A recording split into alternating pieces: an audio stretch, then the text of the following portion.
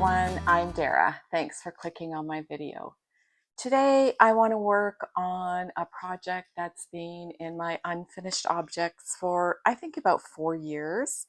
It was originally designed to be a wall hanging in my bedroom, and I have a lot of scraps left over, so I'm going to be expanding it, and then I'm going to be using my machine to do the quilting, or I'm going to try, because sometimes I started hand quilting it. I had put it with a microfiber blanket instead of batting, and it was horrible. So I'll insert some footage here about what that. And of course, you know me, I didn't want to buy quilt batting, so I thought I would try this microfiber. Thought I would try this microfiber. What do you call it? Fleece blanket, and I found a really thin one at the come on, Dara, at the thrift store, and I started just doing lines, quilting lines. Can you see? Yeah. And I just felt like it was so bumpy, and it was so hard to quilt through by hand. And so I took that batting out and I took my backing off, and now I do have a lot of scraps left, so I'm gonna just try and use them up and expand the size, and then figure out what to do with it once I get it done. Maybe a wall hanging, maybe a bed runner for the bottom of my bed. Thank you for the commenter who told me what that was called. And I'll show you when I'm done. So if you'd like to see what I'm going to do, come along with me and I'll show you. All right, so when I started this project, I meant for my 4 patches and my solid blocks to finish at 4 inches. But you can see they're just shy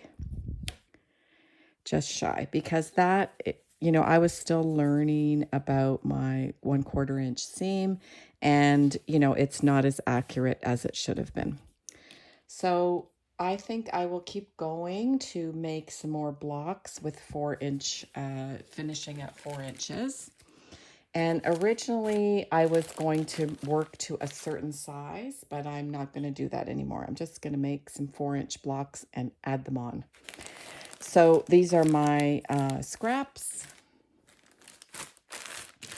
And I'm going to get some cutting done and some piecing done and just add them on.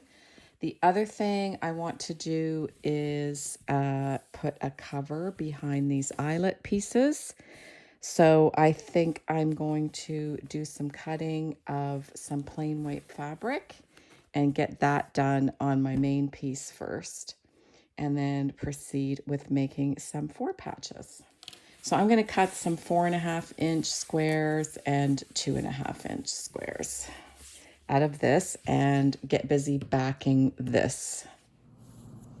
Here's one of my little eyelet squares in my 4 patch here, and I've cut some 2.5-inch squares to back them with because it was bugging me that you could see through the hole. And what I'm doing is just hand stitching it down to the seam allowance. And I'm just doing the best I can. In this example, the seam allowance is raised on all 4 sides. In some of my other little ones, I've had to make do with just trying not to go through to the front. And I am just going along here.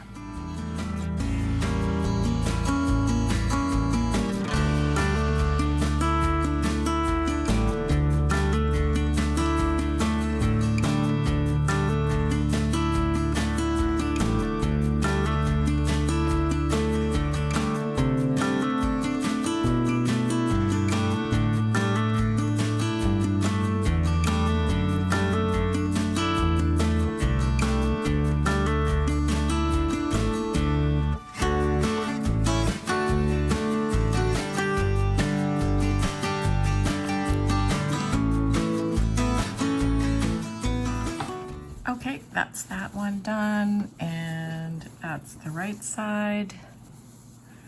So, and here's another one that I did earlier, just working my way across this little quilt top. and I'm much happier with the holes being covered. So not ideal. I wish I had thought of that before, but I'm going to keep going and get this part done.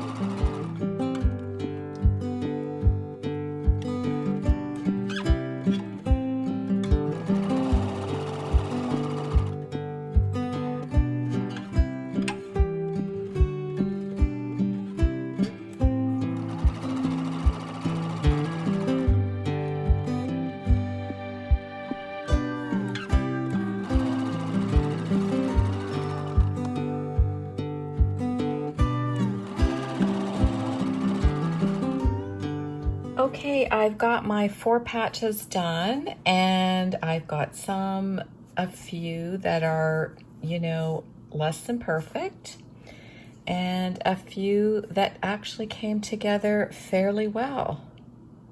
Not so good, but, you know, I think I'm getting better. And so if we look at it like this, it's not perfect, but if we look at it like this, it looks great. So I'm very pleased with my results there, and I have 25 of these 4 patches. Oh, plus these ones. So when I first started making this quilt, I was taking great pains to press in one direction and nest the seams. I'm not doing that for this round because I'm pressing them open. I want to be able to mix and match and not worry about the seams all coming together nicely. So this is what I have to work with for my 4 patches. And then I have these, and next steps are tomorrow.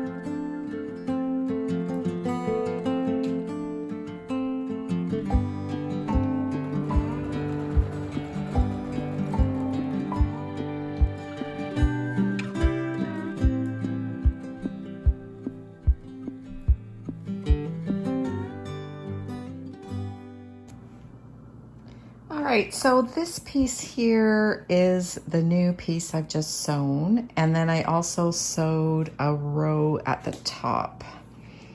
So I'm just showing this because this whole business of the 1/4 inch seam allowance has actually generated, you know, a fair bit of difference in having it accurate versus having it haphazard. So I'm a bit stumped as to how I'm going to join the two sections, but I do want to. I still kind of like the way this piece is turned out, so I'm gonna keep going. I just have to put my thinking cap on and figure out how to compensate for that, because I think if I try and ease it in, I'll get bunching on this piece. So one way would be to just give up on matching the seams and slice off the excess and just have it a little bit mismatched in that spot. I'm gonna have a go with that idea. This is what I'm going to use for batting. It is part of a mattress pad that I separated to make one of my early baby quilts. And I still kept this. It's got a little bit of loft, so I think it'll be fine for batting. Okay, here's my backing. I have pieced it. And it is actually a very thin polyester. It is offcuts. Oh, hello. Hello, Addie. It's offcuts from some tablecloths that I got for free. So it might be too slippery to quilt with, but I'm gonna give it a go. I'm getting ready to baste my quilt. And I've come across a quilter on YouTube who uses school glue to baste her quilt. I'm a little nervous of using that, so I'm gonna try a glue stick first just for fun. And let's see if it'll stay together for the quilting.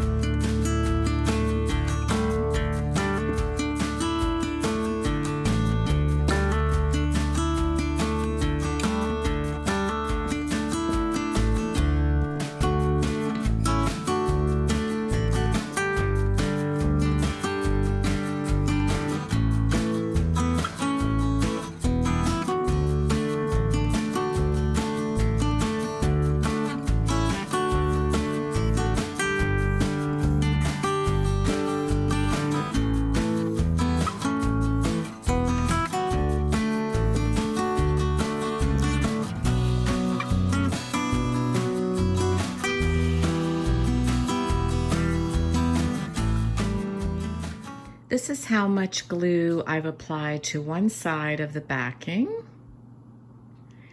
And I've got the batting glued on to the front, and that took an entire big glue stick. So now I'm working on the backing. Okay, so my layers are glued together and we can see the glue here. So I'm going to let this dry. The lady on YouTube, I can't recall her name, I'll link the video below, talks about letting the school glue dry for about half an hour. And with this purple stuff, I think when it dries, the color goes away. So I'll come back and check this in about a half an hour. Okay, it's been about 40 minutes and I still have a couple of spots where the glue hasn't dried. And let me just, okay, well, it's holding. All right, well, maybe it will hold for me to machine quilt this thing. We're gonna find out. Okay, look what I got for Christmas. It's a walking foot. I've been doing a little bit of practicing with it, but this will be the first time that I use it. Just recalling that my quilt blocks are not lined up from my two separate sections. I don't think I can do a diagonal line because of the way it like skips a beat, if you will. So, and also, you know, I'm a beginner and I'm trying two new things at the same time. One is glue basting and one is quilting on the machine with the walking foot. So you're probably supposed to start in the middle of the quilt, but I am going to start on the side.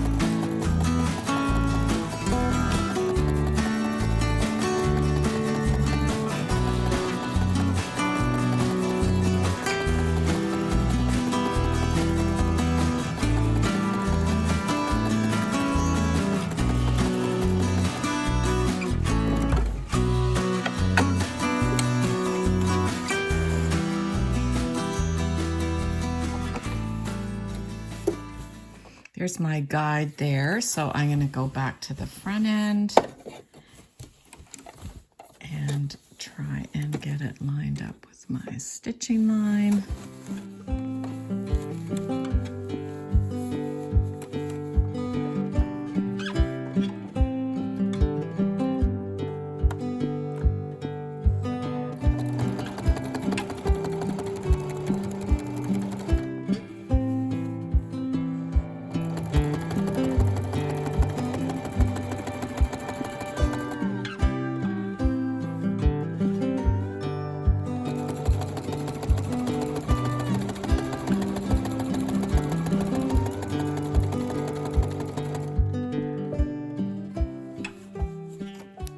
All right, so that slides around a fair bit, but I don't have any puckering in the back. I'll show it off another shot of it and keep going.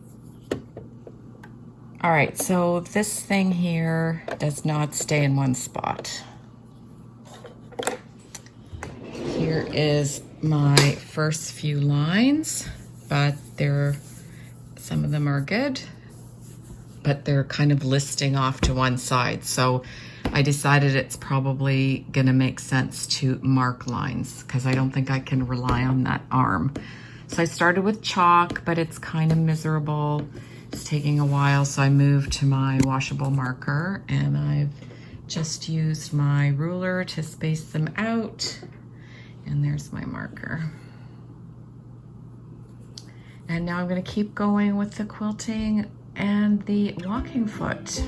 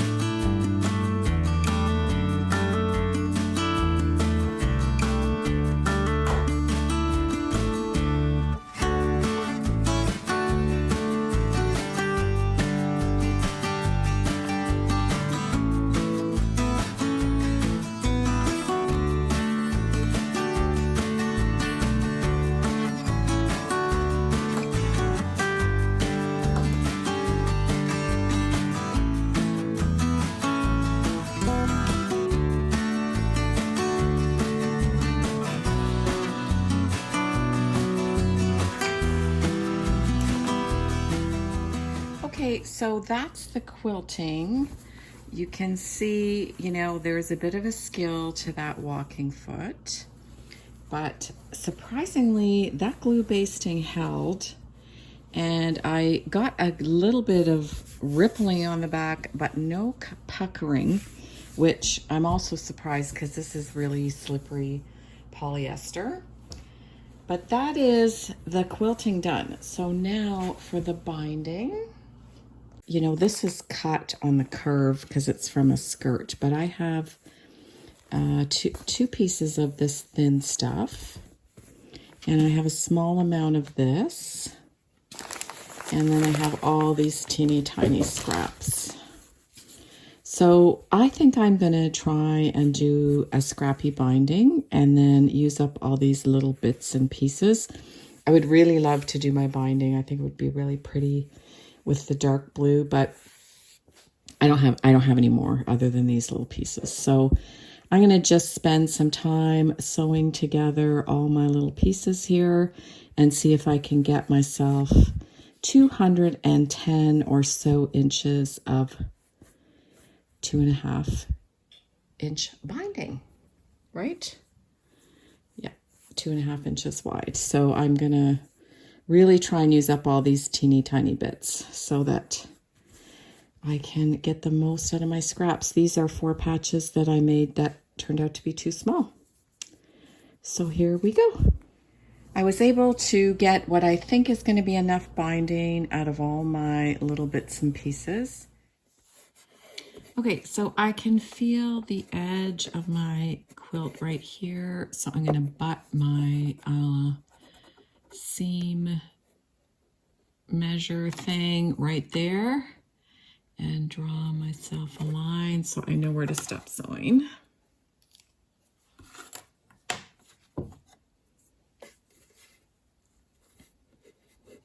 Just double check from this side.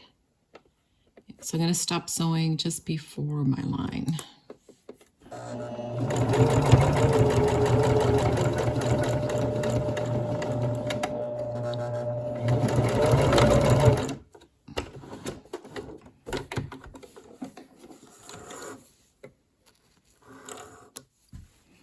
Okay, so to line up the next seam, this here is parallel with the edge of the quilt, and I'm just kind of using my line here.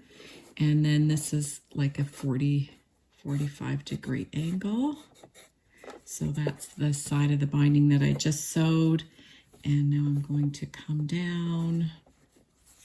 My binding's dragging on the floor, so let me get it.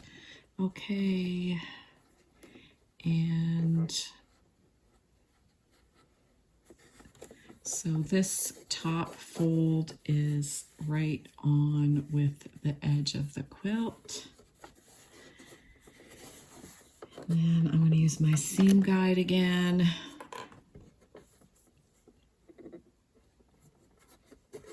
Because I only want to put my needle in. Like I've seen people sew it from here, but I can never, oops. I've seen people sew it from the very top, but I can never get it to go doing it that way. So I'm going to feel, there's my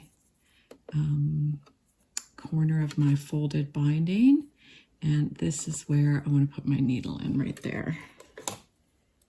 So now that I've let go of it, I just need to make sure that it's still good. And I'm going to swing it around.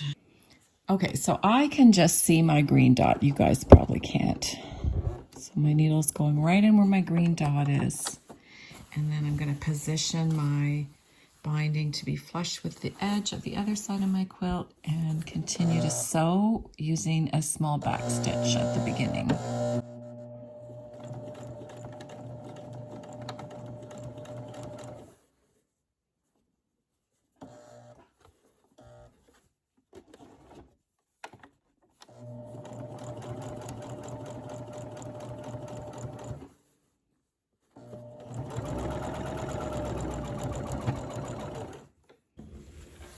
I have a couple of spots on my binding that I went less than 1/4 of an inch seam allowance. I kind of wandered a little bit.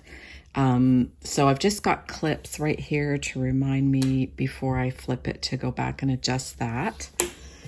But I did have enough binding, so I have learned to do this from watching other YouTubers, but I'll do it for you guys. I was really hoping to have like a long plate, like to have them meet up at a long spot, but I didn't quite make it. So let's see, because I don't want to cut near a seam, but I think this is going to be, oh, I've got a seam there, like a join piece there. Well, I've got some more options further down. So this is where I stopped my stitching. Maybe I could go right there. Okay, that looks okay. So I'm going to do a finger press there.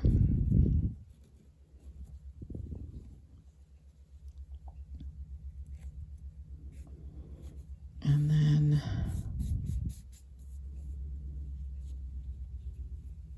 one there.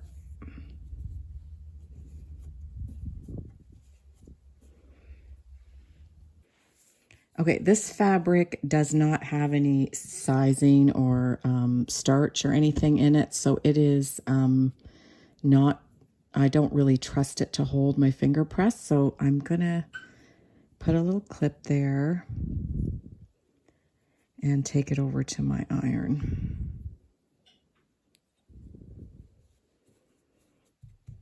Okay, so I'll press those and be right back. All right, I've ironed this with my iron and then clipped it down and left it there for a couple of minutes to cool completely. And then while I was waiting for that to cool, I did my seam fix up here. So all I did was start at a spot where my seam was correct, and then continued to sew the 1/4 inch, and then just finished at a spot. So that's a nice easy fix for that little boo-boo. So now it's time to join up this binding. I think my pressed in line will hold enough for me to see. Okay, so here is my line that I ironed in. It's visible, and I want to cut a 1/4 inch. And honestly, I don't trust my eye, but I've got my, I don't need to measure it because I've got my pressed in line to sew along. So I can just trim it. Oh gosh, it's not even straight, Dara. Okay, let's try again to get it at least straight.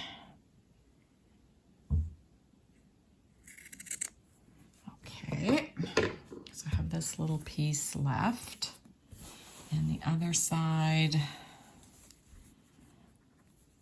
trim that.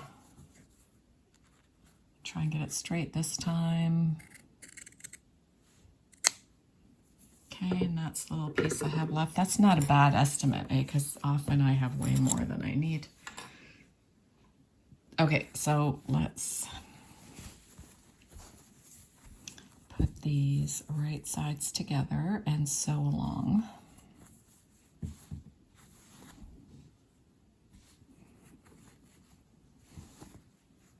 So I'm going to match up the pressed in fold of the binding, and I am going to clip it. So I don't have an exact match there, but I think I'll be okay.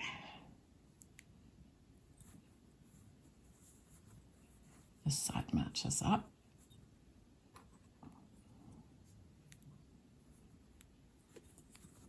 Okay, I'm going to sew along this little pressed in line, but I'm not going to do it on camera because there's not enough room for my hands, the quilt, and the camera. This is what it looks like while it's on the machine. The quilt is over here, kind of bunched out of the way, and the binding is not, this part is like away from the quilt, and I'm just sewing this short seam right here. Okay, here's my join. I just need to do this last little section and attach the remaining of the binding to the quilt. Okay, so I am going to turn this around, and I was, going to do my usual method of hand stitching the binding on the back, but I thought, this has been a teaching quilt or a learning quilt for me, an experimentation quilt, and it is the very last step, so I think I'm going to try and attach it by machine. I mean, I've been learning how to use my walking foot with this quilt. I've tried glue basting with this quilt. And in fact, it was my very first, essentially, pieced quilt that I've made. So, but as I'm finishing up this quilt, I can see the flaws. I can for sure see the flaws, but if it was one of my daughters or one of my friends coming to me for encouragement and advice on this project, I would be much easier on them than I have been on myself in terms of noticing the flaws. And, that's why it went back in the cupboard for years, because all I could see was the flaws, and also the misery of hand quilting through that microfiber blanket. That was a dumb idea. I'm not sure. I think I saw it somewhere online as an alternative to batting, but I do not recommend. It doesn't look nice. It's awful on your hands. That is not my point though. My point is that I would like to try and be as encouraging with myself when it comes to learning and making mistakes as I would be with one of my kids or one of my friends. And this has been a great experience. I've learned a lot. Even 4 years down the line, I've learned a lot from trying things on this quilt. So it was totally worth it. And I want to keep it because I want to keep those lessons, and I think I can still enjoy this quilt even with flaws. So here comes the moment of truth for one of the corners. See how that doesn't look too bad there.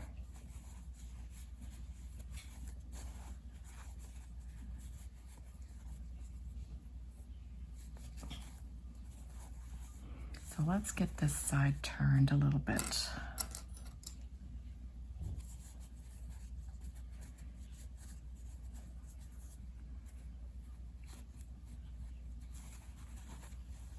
All right, that's not bad. There's hair there. Not bad at all. Got a bit of a pucker right there, but I can live with that. So far, this is flipping over fairly easily and lining up. So I think I'm going to try and sew that back of that binding on via the machine. And I will show you guys how it turns out. Another learning experience on this quilt. It is quite thin, but I'll try with my walking foot, although it's really hard to get a straight line with that thing. So actually I'll try with my regular presser foot first. Okay, I'll be back. I'm partway through sewing my binding over by machine, and I stopped so I could clip the rest of it because I ran out of clips. And I see this dark thread that it's inside this quilt block. So I am taking apart, taking this binding off in this little section, and I'm going to see if I can get that thread out.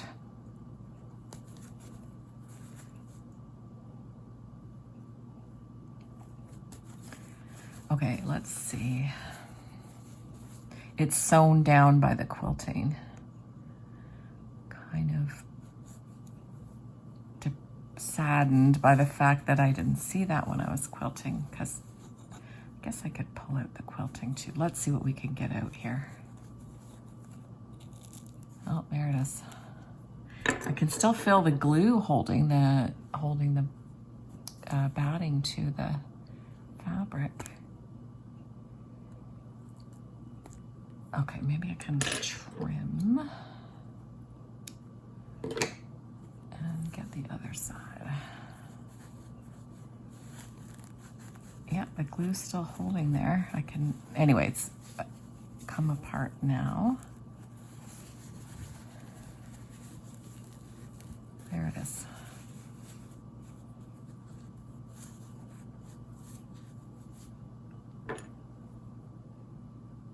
So I think that that is a consequence of that glue stick because it was stuck to the glue stick, I bet ya.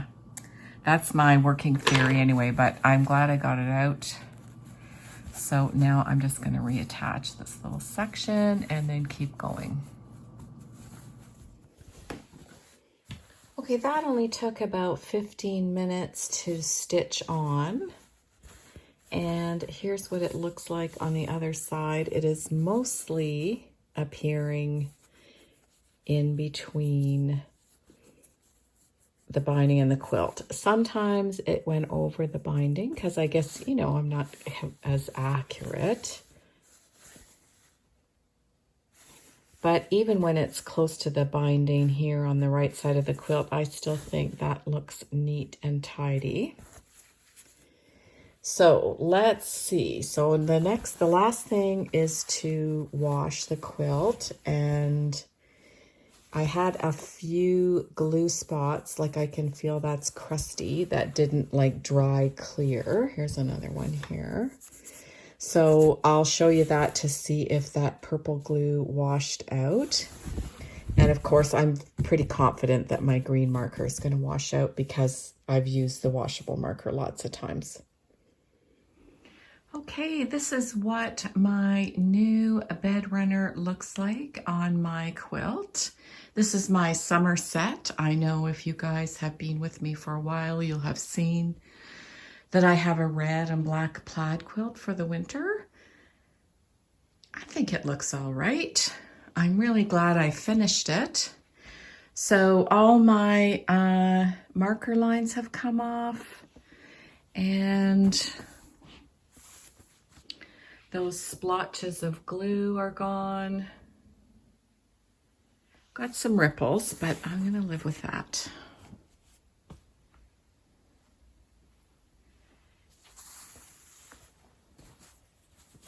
No glue showing through. It's very light with the polyester backing and the thin batting.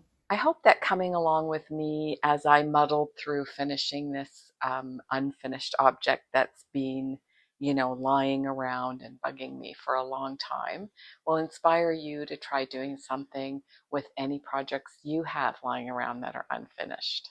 Let me know in the comments what you think of the decisions I made and how you would have handled it if you were me. Thank you so much for watching, and I'll see you again soon in my next video.